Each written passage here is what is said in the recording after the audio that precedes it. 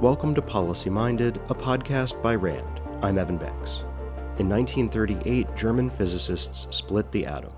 This breakthrough fired the starting pistol for a race to develop the most disruptive military capability in history, the atomic bomb.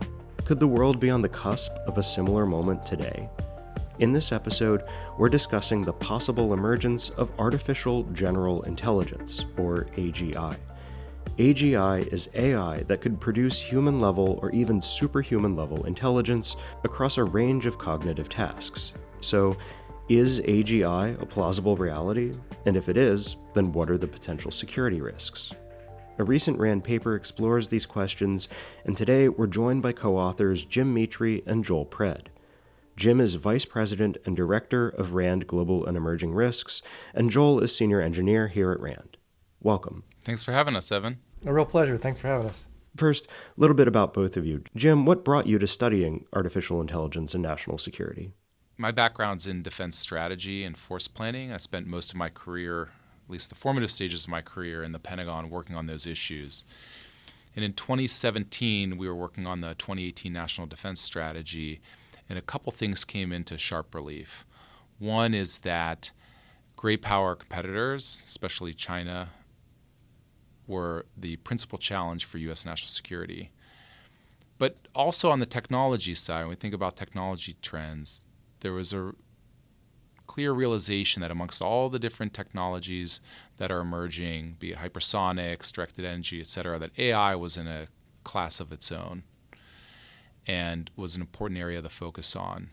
So I actually left the Pentagon after 2018 in part to learn more about AI and went to a small early stage technology company still in the national security space, tried to learn more about how data and AI can be applied for national security use cases, and then went back into the Pentagon to help the Deputy Secretary of Defense stand up the Chief Digital and AI Office.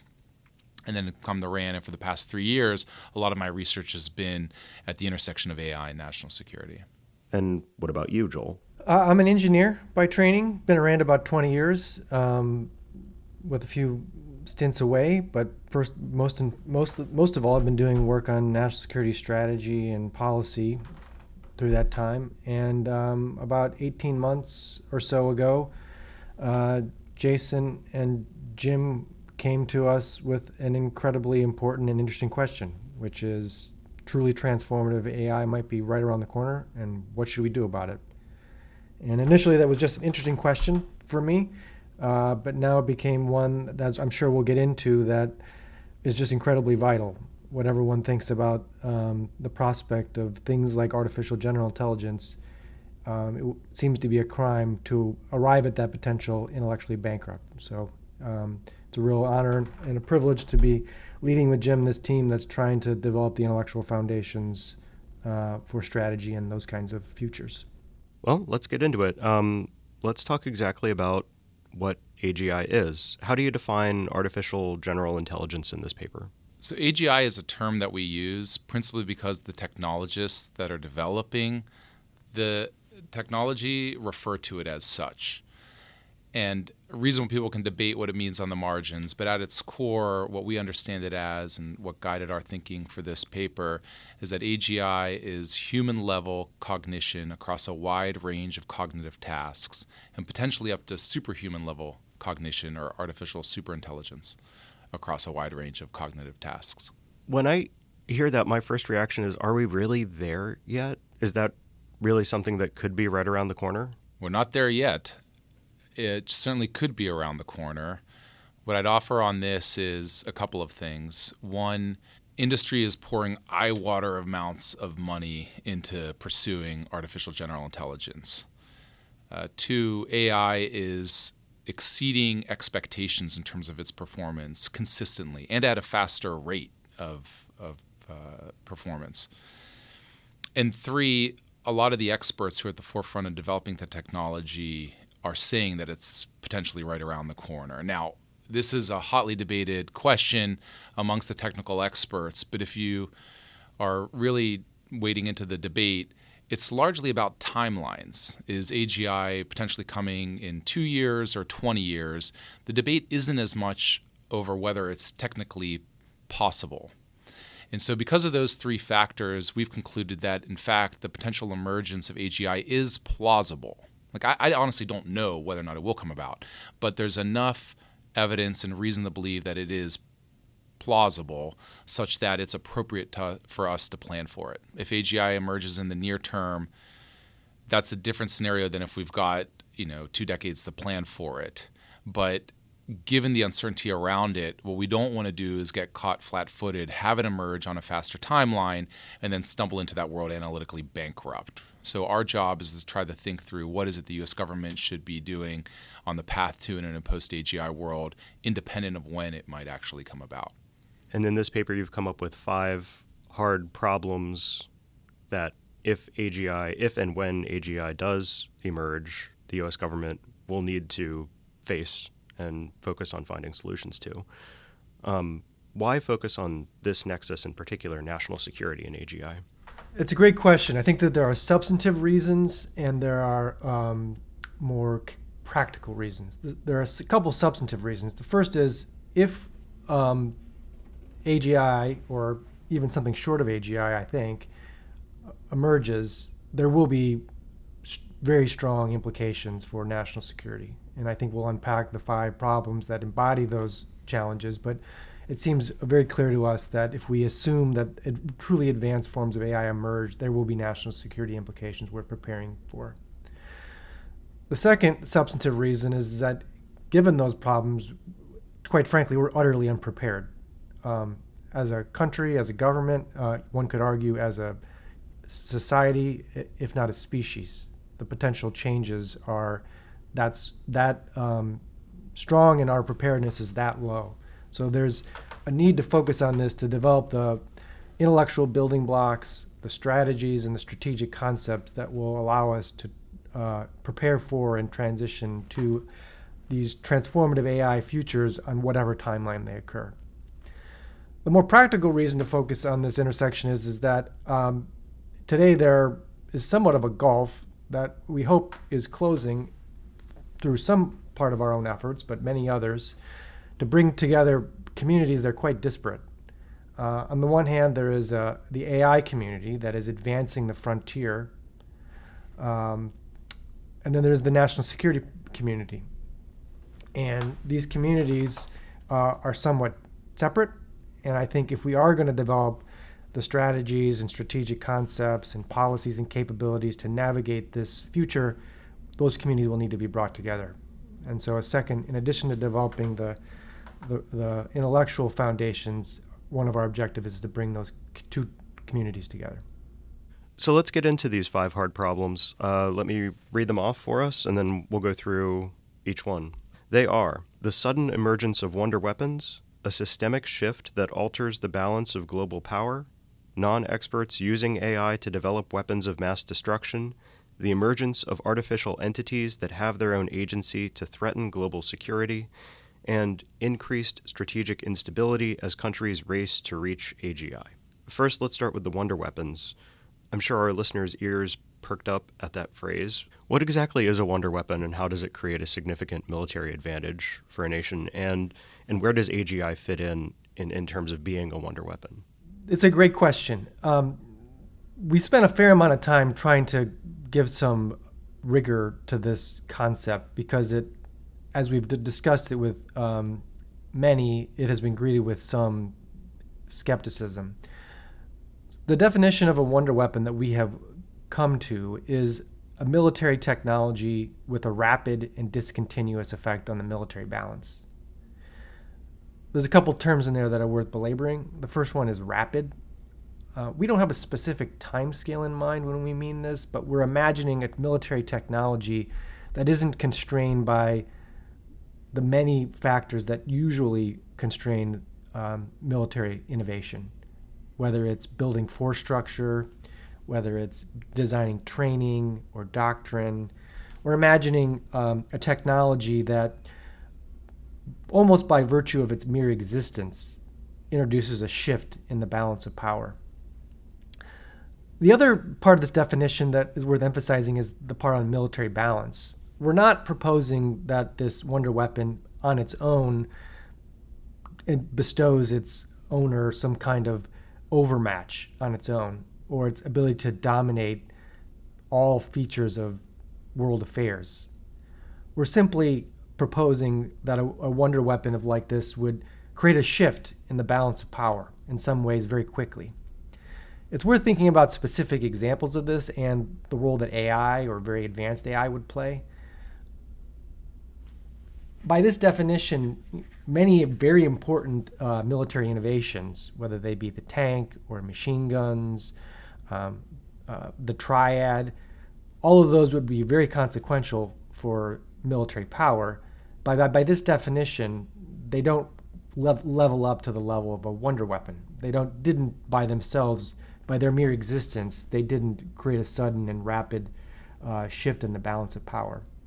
On the other hand, the very first nuclear weapons, that the timeline from their development to their impact was very short, is an example of a wonder weapon, and we can point to others. Now, the role that AI plays in this is that there is a possibility that AI will greatly accelerate the science and engineering process, in which we could be subject to seemingly continuous technology surprise in scientific enterprises that are giving birth to new military technologies that meet that definition. And we have some specific examples of what that might look like. Jim, I'll pass to you. I'll just build off by saying that the history of military innovation suggests that the potential emergence of a wonder weapon is exceedingly rare, right? For all the reasons that Joel just outlined. But if AI can be a game changer in terms of developing new scientific and technological breakthroughs, we should be mindful of the fact that it could lead to a new technological pathway to a wonder weapon. And so the example I like to refer to here is that in 1938, physicists in Germany split the atom. And physicists around the world, to include Oppenheimer, Einstein, others, noticed that, hey, if you can split the atom, there's a clear technological pathway to a wonder weapon, the nuclear bomb. It was a causal chain reaction from splitting the atom that would allow you to have a massive explosion. And so AGI in itself isn't going to be a wonder weapon. But AGI might enable some sort of scientific or technological breakthrough that the right people who are paying attention to it might therefore see a technical pathway to a wonder weapon. It's like, all of a sudden, if we can do this, then, hey, let's just follow that logic train out. That means that we can do that. And so that's the dynamic that we're trying to surface here and say we need to be paying attention to this from a national security perspective. We don't want Team America to necessarily be in a position where we're the first through the gate on a technological and scientific discovery, but then miss the logical chain that leads to a wonder weapon and aren't mindful of that and taking advantage of that opportunity. So my first thought was wonder weapon, okay, atomic bomb, totally destabilizes, upsets the global balance of power. We don't want this to lead to a scenario like that, obviously. So how do you stop something that can be used in almost every field? I think that one of the things you're pointing to with that question is, what do we do about it? And I think while we don't have the final answer it does seem like there's two elements. The first is we would all benefit from more situational awareness of these. We would prefer to anticipate these surprises rather than not. And so we need a substantial effort both to bring military operators in firsthand with models, frontier models, ideally before they're released, experimenting with them, not just military operators, but also scientists, so that we can foresee these splitting of the atom moments like Jim was analogizing a moment ago. So that's the first part, having some means to anticipate them. But the second part we think is as important is that we need a strategic concept for deterrence and stability that is robust to these kinds of surprises. And this is an important area of our research. And going immediately to the atomic bomb is the obvious one, but like the tank was a big game changer, not right out of the gate, but definitely something that changed the face of warfare and combat over the years. And AGI could work like that as well. That's a good segue to the second problem, which is about systemic shifts in the military balance in ways in which AGI could affect the fundamental building blocks of military competitions. It could lead to an advantage for one state relative to another on things like hider versus fighter dynamics, on mass versus precision, on centralized versus decentralized control, et cetera, similar to the way that tanks or machine guns and other historical examples have, through the adoption at scale within a military, led to a significant advantage. Joel, do you want to talk a little bit more about systemic shifts and how we should be thinking about that? Sure, I would. There's a recent paper that's out by our colleagues Zach Burdett, Jacob Heim, and a few others that have begun to explore what Jim is referring to. That is how truly advanced AI may affect some of these building block competitions, and it raises a number of interesting hypotheses, some of which resonate with the current debate on AI and autonomous weapons, but some of them not. We could get into it. One, there's a question of whether it would advantage mass over capability, and we have a hypothesis that it would advantage mass. There's a question of whether it would advantage deception over counter-deception, or hiders over finders. And it depends on the context, but there's a good reason that our colleague Edward Geist has pointed to that suggests in some circumstances, important circumstances, it may advantage deception or hiders. There's a question of whether it would advantage offense or defense in cyber. And for some economic reasons, we have our colleague Chad Heitzenreiter suggests that it will advantage the defense because its ability to change the economics or disrupt the economics of cyber defense, but crucially only if the defense takes advantage of it. And if not, or in transition to that future, it could very well advantage offense against opponents that don't seize AI to bolster their cyber defenses. And there's a question of whether it'll advantage more centralized centralized or more mission command models of command and control. And there's a hypothesis that it might advantage more decentralized ones, and we could get into that. But I want to say that the systemic shift problem is actually pointing to more than just military. It offers the potential to shift other instruments of power. Economic, countries that embrace AI could experience very rapid, potentially explosive economic growth versus not. Countries that embrace AI in their scientific enterprises could see innovations on a pace or on a scale that are quite different from those that don't. It could affect the intelligence instruments of power. Intelligence communities that embrace the power of AI could see great advantages over those that don't. The key point here is that these shifts could be systematic. And they, in contrast to the wonder weapon problem, they might not be overnight, but they also might not be intergenerational. Over a period of 3, 4, 5 years, maybe a decade, between the time that transformational AI is invented and the time that they're embraced, we could see shifts in the building blocks of national power and competitiveness. Which is incredibly fast in terms of a shift in the balance of global power still. Well, I was going to just go a little bit deeper on the defense example, just to help illustrate this point in terms of how AI might be wildly disruptive in the future character of war. Right now, the Department of Defense is very much focused on applying AI to integrate data, and that is incredibly important.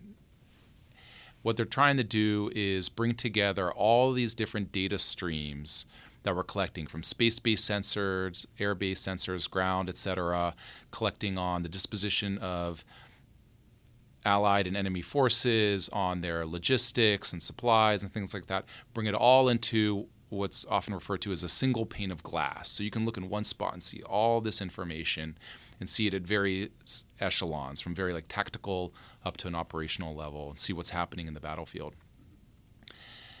Many refer to that as AI being helpful to lift the fog of war. And that's a great direction to apply the technology. But so too could it help poison that information picture, create a lot of false signals that confuse sensors. So the sensors might work as intended, but the information they're collecting on isn't representative of reality. And so if it's applied in this way, it puts commanders in a bind, because now they might not have as much confidence that the information they're seeing and the picture they're getting is actually correct. And so that's the kind of dynamics. Like, is it going to advantage the effort to lift the fog of war, or is it actually going to create more confusion and create what Edward Geist refers to as fog of war machines? So we're doing a lot of research in this space. I think it's a really important area to unpack, but I just wanted to illustrate that point in terms of what the crux of the dynamic is here. Yeah, you've anticipated my next question, which is to ask for examples of sort of each of those things. So mass versus precision would be something like a mass-manufactured drone swarm versus precision would be like a laser-guided missile. Seekers versus finders would be like stealth technology versus remote sensing capabilities and radar and things like that, correct? That is correct, particularly on the mass versus one of the things I find interesting about our work on the mass versus capability argument, which I give credit to Jacob Heim for, is that in many ways this resonates with contemporary experience about the proliferation of autonomous systems that we see in Ukraine and is, a feature of defense strategy for some time and increasingly so. One of the things that's particularly interesting about alignment with our findings on this is that we're pointing at it from the perspective of like foundational shifts emerging from the emergence of truly transformational AI. So it's a nice convergence of reasons, whether you come at this from a autonomous system perspective, or just observing what's going on the modern battlefield, or you're worried about the longer term trends in AI. Both are pointing toward potentially the advantage of mass.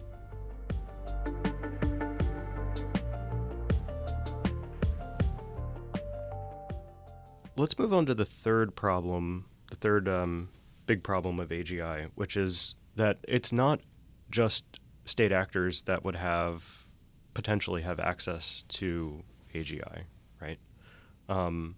Non-experts could develop weapons of mass destruction enabled by AGI. What would that look like? The problem that you're referring to here is that of AGI potentially serving as a malicious mentor, if you will, and pulling together a wide range of knowledge on technical issues like how to build a bioweapon or how to create more virulent cyber malware, and broadening the pool of people who can understand how to do those things. So making what was previously very complicated technical information only accessible to the most sophisticated experts in a field, a little bit more accessible to people that are not necessarily at the top of the field. That's the dynamic. And it's a problem in its own right as AI gets more capable at distilling complex technical information into simple terms for laymen to understand.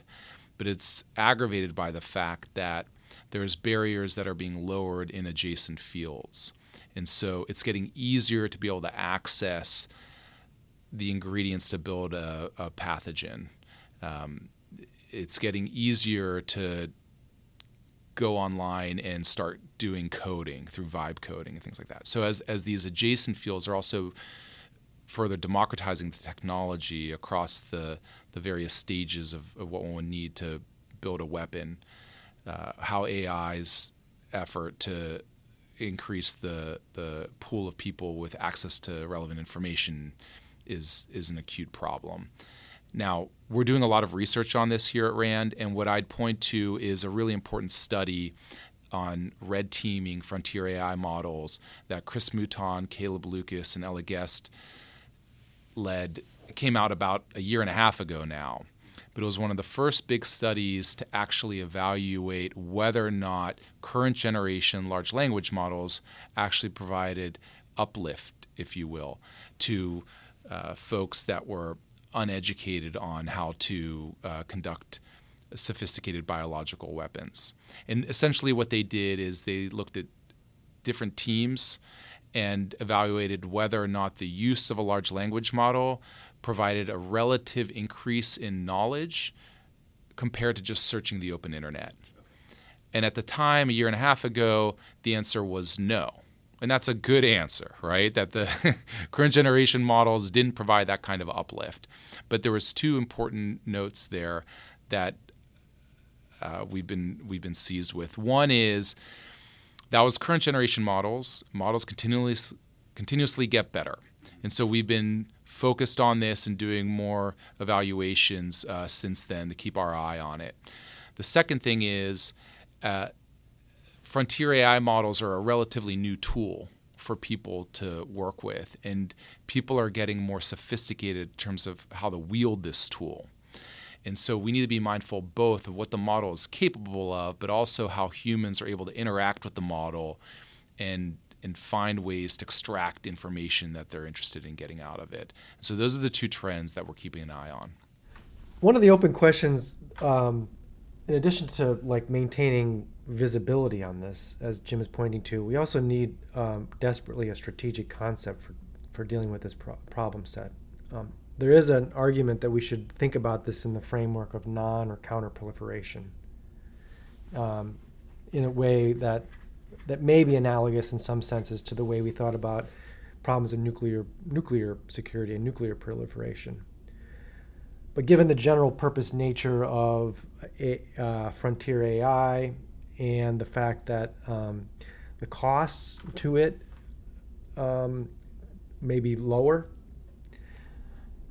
it may be that there are fundamental limits to a non or counter-proliferation strategy, and we have to rely on a different mix, think about other measures and forms of collaboration internationally to manage this risk of misuse by AGI or AI-empowered non-experts. Both really good answers. Thanks. The fourth problem you identified is maybe my favorite, the possibility that AGI might manifest as, quote, an artificial entity with agency to threaten global security. In other words, AI undermining the agency of human beings. And I kind of think of this, I'm a fan of the old System Shock video games, so this is sort of like Shodan, unleashed AI running rampant and kind of taking on a mind of its own. Although that's not necessarily the scenario that you're envisioning here, right? What a great question.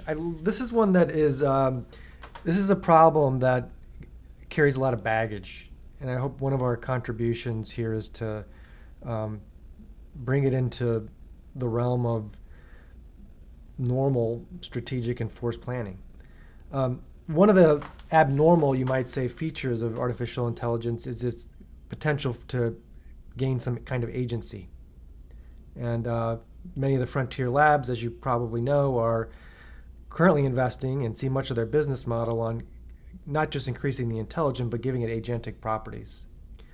And when this AGI emerges with agentic properties, if its interests can't be aligned with its owner operator or with humanity, or we can't control it, it does have the potential to act out on its own. It would have the potential to act on its own as some kind of an actor. Now there are forms of this that get a lot of attention, and frankly, I think should be taken seriously, in which an agentic AI emerges and poses a threat that is, you might say, catastrophic, if not existential, to the human race. But there are also many, many other ways agentic AI could wreak havoc in our digital and critical infrastructure that would be quite costly for our economy, at home, but also globally, and damaging for our security that don't have to go all the way up to the most catastrophic or existential forms. And our colleagues Ben Boudreau and Nidhi Kalra and Mike Vermeer are thinking about what some of those other scenarios would be that are a basis for a broader appreciation for how agentic AI might run amok and be difficult to differentiate from more human actors that are employing AI in the same way. One of the examples you give is an AI that's tuned to make energy distribution networks more efficient, and it just institutes rolling blackouts. Bam, more efficiency. There you go. When it comes to the issue of agency, this is one of the ways in which this technology, AI, presents a unique challenge. relative to other technologies. It's not just a tool in the hands of humans. It also can make decisions on its own. And that's just a different type of dynamic. So what does that mean? Well, as the systems are getting more and more capable, what we're seeing is they're breaking out of the box, if you will. They're able to engage in cyberspace on their own. With embodied intelligence, they're being put into robots and able to engage in the physical world. And so where are these trends taking us? I think that's the question, and that's where there's some unique national security problems that can emerge. The issue of an agent that's surfing around the internet, that's making decisions with potentially far-reaching consequences, it's not consistent with the intentions of humans, is a distinct problem in its own right. This is something that Yoshua Bengio, one of the godfathers of AI, he's the most cited computer programmer ever. So he's got significant academic credentials here. He talks about this as not something in the realm of science fiction. He says this is actually very much science fact, that these systems could exist, engage in rogue behavior or a sort of loss of control scenario that could be highly problematic. And so from a national security perspective, it's like, what do you do about that? Well, there's two different schools of thought in terms of how to approach the problem. One is where a lot of the frontier AI companies are right now, is trying to find ways to put guardrails on these systems, to try to ensure that they are aligned with the intentions of human operators, et cetera. And hopefully that will pan out. There's another school of thought that says, hey, that's a worthwhile endeavor, but inevitably it may not pan out, or potentially it's infeasible. And so the real trick is finding ways to limit these models' ability to actually engage in cyberspace or engage in the physical world. And so we need to have some clear thresholds and cutoff points in terms of what they can actually do. You know, the connection between the model and certain capabilities or applications, and that's where you want to draw a firm line. And so this is a really important area of research. We're continuing to focus on it, but to your point, this is one of the most interesting problems. I think just intellectually, it's a really intriguing problem set because it is a distinct problem from traditional technology-related security challenges. And the whole backstory of human history, it's always been humans making decisions. You wrote that as AI becomes more powerful and ubiquitous, human reliance on it to inform decision-making will increase, blurring the line between human and machine decision-making, potentially undermining the agency of humans, which is, I think, a fascinating line. This concept of agency relates to the degree to which the machines can make decisions on their own right. They can define what objectives they care about and then the ways in which they can go about pursuing those objectives. That's distinct from automated systems which have been around for a long time, like landmines, or even missile defense systems that autonomously can engage targets on their own. With the advances in AI and the development of agents, there's something distinct about object definition and creating your own objectives, and then discerning amongst a range of courses of action which one is most sensible to take. I think that's the crux of the matter and how this is differentiated from prior AI. I just want to add to this that one of the vexing problems here in a geopolitical and national security context is that as we've been running some of these scenarios, these loss of control class of scenarios through a sequence of day after exercises, one of the dynamics happens is that it's sometimes difficult to differentiate or distinguish who's causing some harm. Is it a rogue AI agent in the system, or is it a state actor coming at you and that's employing these things? And being able to differentiate those two may be really critical in a moment of crisis. That's a good setup for the fifth problem, which is instability. The fifth and final problem, instability. You write that even if AGI isn't realized, the pursuit of AGI could lead to strategic instability. So heightened tensions, increased risk of conflict. Can you describe how the AI race itself might create these risks, regardless of whether and when someone reaches the finish line? This problem is in some ways pointing to the way state actors like the United States or China could behave in view of all the other problems. As we're on a path to these kind of AI futures, what actions might state actors like the United States or China take either to preserve or protect their progress or prevent others' progress? Now, we're already taking actions to inhibit progress or protect our own progress. Many of them, I think, very well justified, but it's worth putting them in the context of the stability question. Export controls, various means to protect the security of our frontier AI. But what are the limits of those kinds of steps? And I think we have to at least consider the possibility that staked actors would consider actions up to and including preventive wars.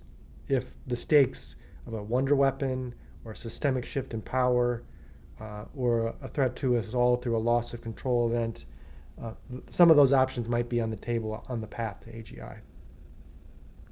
Our colleagues Carl Mueller and Zach Burdett and a few others have started to write extensively on these stability dynamics, and we're exploring strategies to preserve stability or promote stability on the path to AGI. I'll touch on two aspects of this challenge I think are especially interesting. One, along the lines of what Joel just outlined, is ways in which nation states might perceive or misperceive what's going on with their rivals. So if you're worried that your rival is on the verge of an important threshold in terms of developing AGI or some other AI-related capability, or from there applying it towards a wonder weapon or some disruptive military application, that might create incentives to engage in some form of offensive action. Now, that sounds wild at first pass, but on the other hand, we're already there in a peacetime competition perspective related to export controls. The question is just like, how far up the ladder do you go? I don't think, as Carl Mueller's pointed out in his research, that the use of force to target a data center is likely unless a nation state experiences an existential threat. But there's a lot between dropping bombs on data centers and export controls that nation states could consider in these contexts, and so we need to be mindful of that. The other aspect of it is the perception of a president or a military leader's understanding of their own capabilities and how AI can affect that and what that means for instability. And so here, as an example, I'll point to Vladimir Putin's decision in 2022 to invade Ukraine, the massive invasion of Ukraine at that time. Now, he's generally considered a relatively risk-averse actor. And by any objective measure, that was a pretty risky move to invade Ukraine. It's like, well, why did he come around to that conclusion? Well, one theory is that he was just fed poor information, that his own staff was telling him that Russian military forces were highly capable, much more so than they proved to be, and that the Ukrainian will to fight was very low and that they would fold quickly, similar to how things played out in Crimea a few years prior. Well, as government leaders, as military leaders become dependent on AI to help inform their decision making, there's a risk that the models engage in some tendencies that we're already seeing related to like sycophantic behavior. They start to tell the leaders things that they're predisposed to want to hear. And that could create a perception amongst the military leader that some course of action, which objectively might be high risk, is in fact lower risk. And so thinking through those dynamics in terms of how people are going to become dependent on this technology and ways in which it might shift their decision making is a concerning dynamic as it relates to instability. And so that's one of the points that we raised in a recent paper that Zach Burdett, Carl Mueller, Lily Hoke, and I wrote for the Bulletin of the Atomic Sciences in terms of how AI might or might not be a spark to the next major war.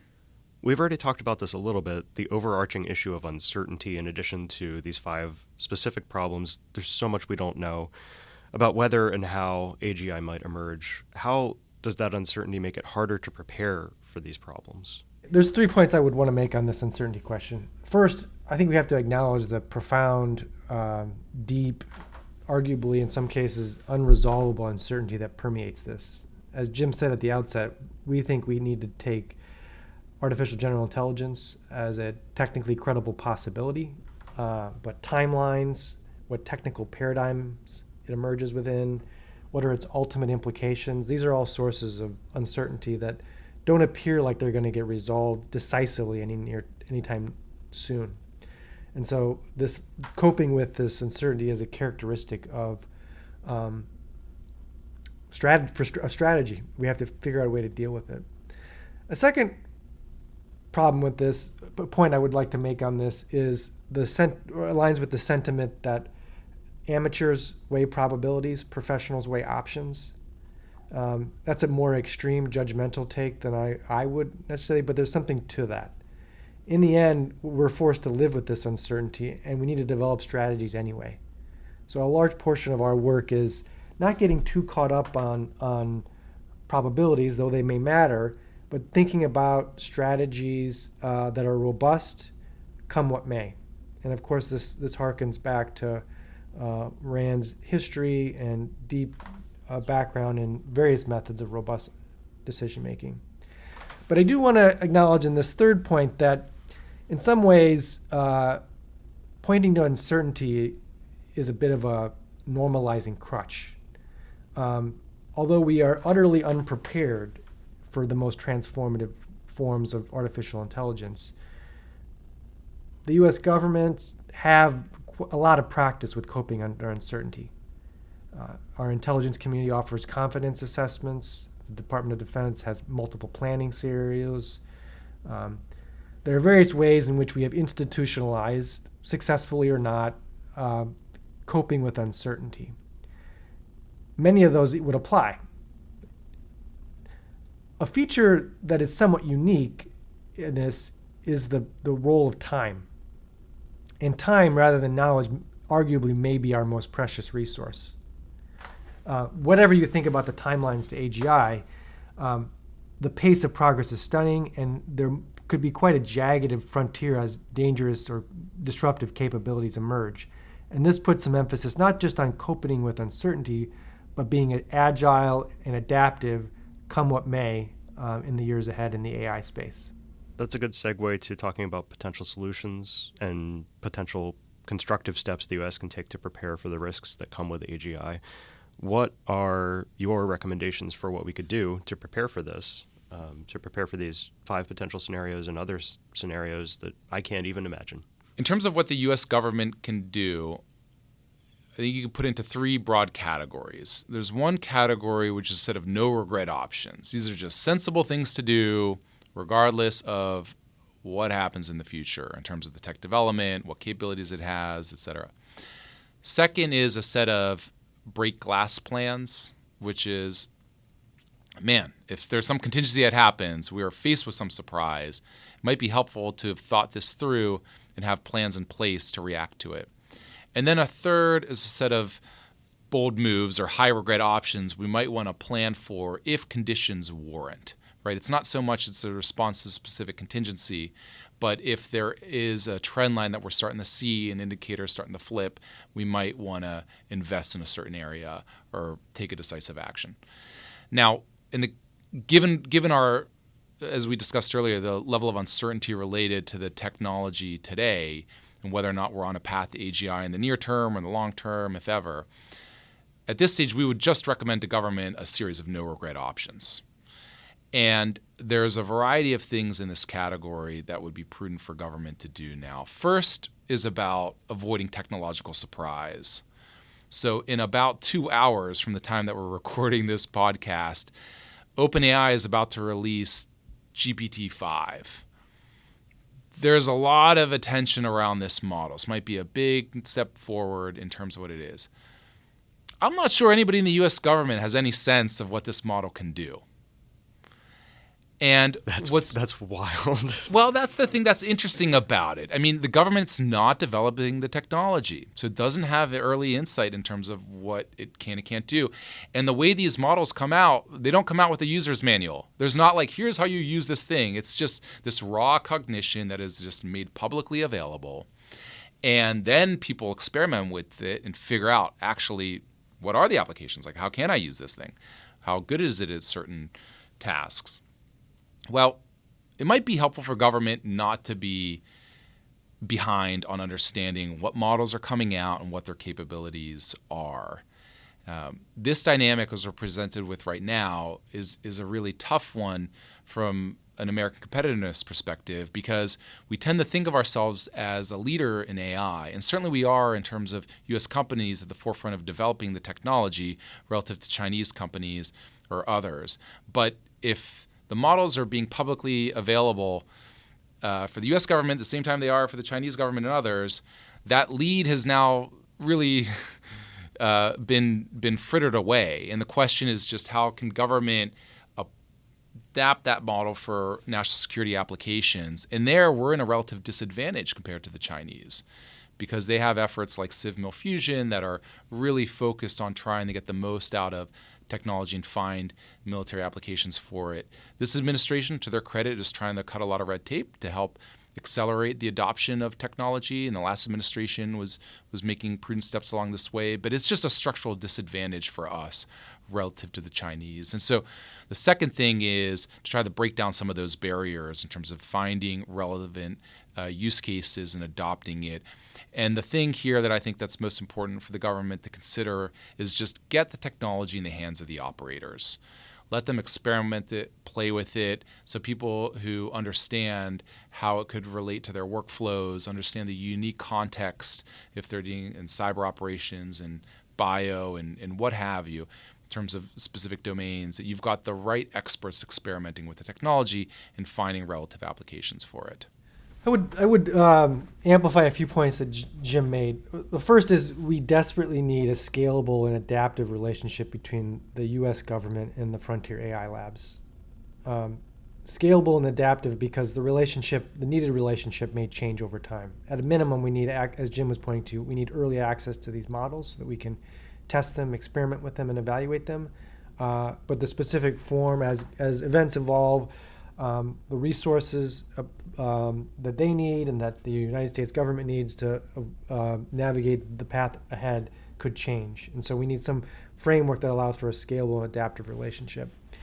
There's much more that could be said about this, but just to double down on things Jim said, the intersection between AI and cyber and AI and bio are sufficient national security priorities that you don't need to get to AGI.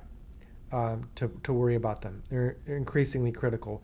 Our collaborator, Richard Danzig, has a recent paper on this, on the cyber piece. Jim cited earlier some work on the AI bio piece. But those are two urgent areas that needs to be taken. In terms of the broad strategy, I think we have to acknowledge that the pace of progress is just, unfortunately, not well aligned with the capacity for anticipatory policy in government. And it seems to us that it's more likely that our strategy for preparing for and living in these futures will emerge from a response to events rather than some kind of top-down analytic process. It's not as though RAND or some other research organization is going to invent the mutually assured destruction for AGI or whatever the appropriate new strategic concept would be, and we write a memo and send it, and it gets propagates across for the U.S. government for implementation. It's more likely that we'll respond to events. So in that case, we should be prepared to respond to those events. So I think this speaks to a point that Jim was referencing, which is the need for contingency planning that thinks in advance of how we would respond to different events, and where we are undertaking some of that kind of those simulations at RAND. Well, you've already anticipated my next question, which is what keeps you up at night when it comes to AGI, responding to events. Yeah, that's a good one to keep me up at night. I think that one of the values of our 5-problem framework is that unfortunately they gave you 5 different nightmares. One of the ways we think that is valuable is not just in inducing nightmares, but it provides some kind of a strategic framework for evaluating alternative strategies and concepts. So oftentimes we find that people implicitly or unconsciously have only one or a subset of those problems in mind when they're devising solutions. And we think that the family of them need to be taken as a kind of yardstick to evaluate strategies. Often because solutions intended to address one of the problems come with costs for others. So if you're racing to accrue some systemic advantage in problem 2, you may create instabilities or introduce risks of rogue AI agents. If you're very cautious about stability risks or AI safety and security, you may miss opportunities to gain some advantage, etc. So all that leads to probably the thing that should keep us most up at night, which is our basic unpreparedness. And I agree wholeheartedly with Joel on that last point. I mean, we have an incredible opportunity here at RAND, and quite frankly, a privilege to get to do in-depth, rigorous research on these topics. So what keeps me up at night is that we actually fail to deliver the important frameworks, recommendations and strategy and policy and plans in terms of how government should grapple with the potential emergence of this technology. Another one is a failure of imagination to anticipate what the technology might be able to do.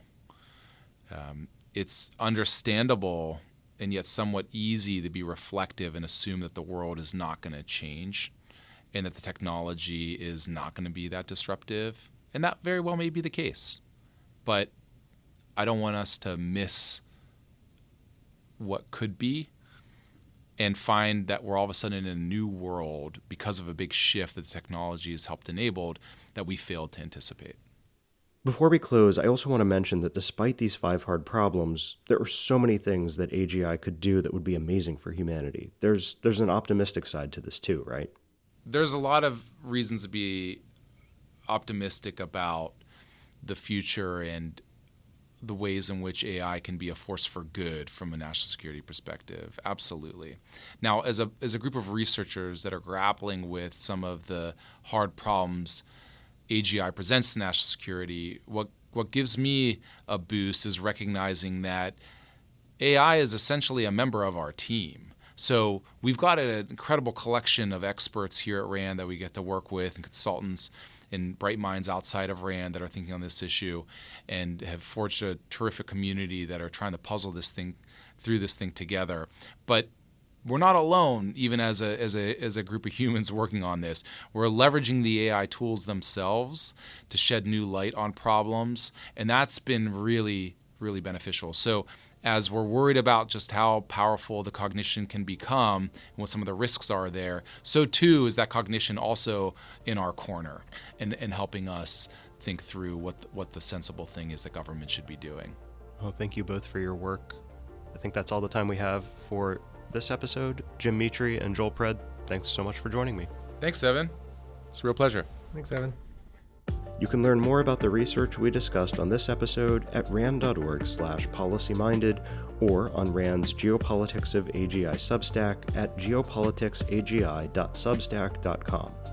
Thanks again to our guests, Jim Mitri and Joel Pred, and thank you for listening. This episode was produced by Deanna Lee and was recorded by Deanna and me, Evan Banks. Our editor is Harper Rupert. RAND's Director of Digital Outreach is Pete Wilmoth. We'll see you next time on Policy Minded. RAND is a nonprofit institution that helps improve policy and decision-making through research and analysis.